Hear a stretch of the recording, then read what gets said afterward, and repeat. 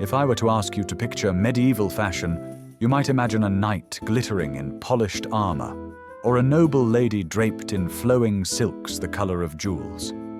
But what about the vast majority of medieval people, the peasants? What did they wear day in, day out, trudging through the mud, sowing the fields, or chasing an escaped pig back into the cottage? Today we're going to rummage through the medieval wardrobe of the ordinary man and woman. And brace yourself. There's a lot of wool, a lot of patches, and a fair bit of dirt. For the average peasant man, the uniform was simple. A long woolen tunic that reached to about the knees, belted at the waist with a strip of leather or rope. Underneath, he might wear a linen shirt if he could afford the extra layer, and on his legs either hose made of rough wool or more often bare skin, especially in the warmer months. Peasant women wore something very similar, a linen shift against the skin, covered by a woolen gown or kirtle. Over the head came a wimple or veil, partly for modesty, partly to keep the hair out of the way while threshing wheat or stirring the pottage. As for shoes, well, if you were lucky, they were made of thick, untanned leather, stitched together into something vaguely foot-shaped. They leaked like sieves in the rain and wore through in weeks. Many peasants simply went barefoot, their soles toughened by years of trudging over stubble fields and muddy tracks. Clothing was above all practical. In the summer, tunics were shorter, lighter, and sometimes sleeveless.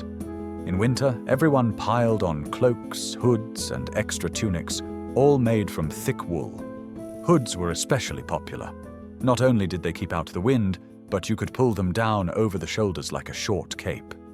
Think of it as medieval layering. If you lived in colder regions, you might line a cloak with sheepskin, or simply drape the entire sheepskin over yourself. Fashionable?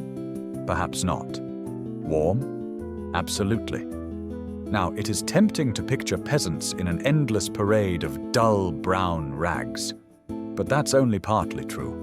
Undyed wool does indeed come in earthy shades of grey and brown, and most clothing was made from homespun fabric in just such hues.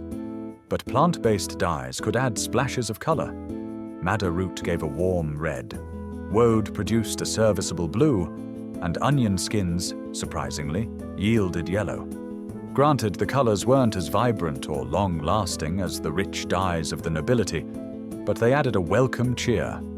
A peasant's best tunic might have been russet red, or a gown faintly blue, reserved for feast days and church.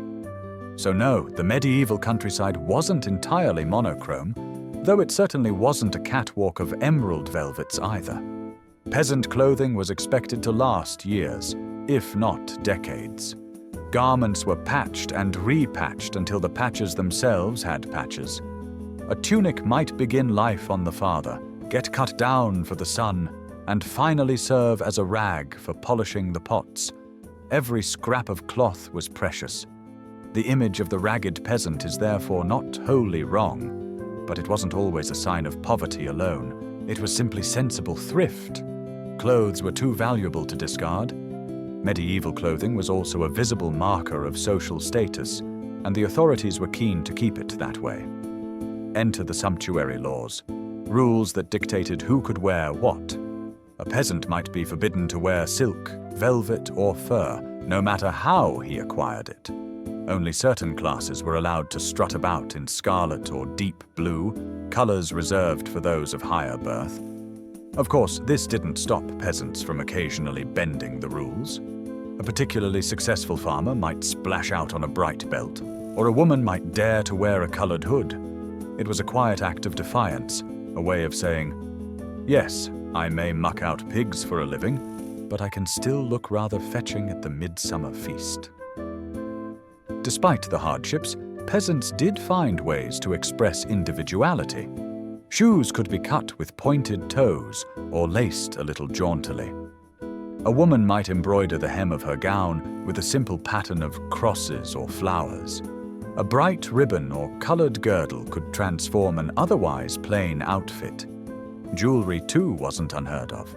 Perhaps a pewter brooch, a string of glass beads, or a bronze ring. Not treasures of kings, but precious enough to the people who owned them. And of course, on Sundays and feast days, peasants did make an effort. They put on their best tunic, their cleanest shift, their brightest hood, and joined the whole village in church. For a few hours at least, everyone looked their best. So the fashion of the medieval peasant was not glittering or luxurious. It was practical, durable, and endlessly patched. It bore the marks of labor and thrift.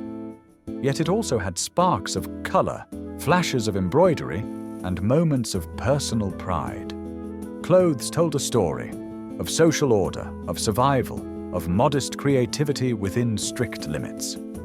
The knight may have had his shining armor, but the peasant had shoes on his feet, of a sort, and a tunic on his back.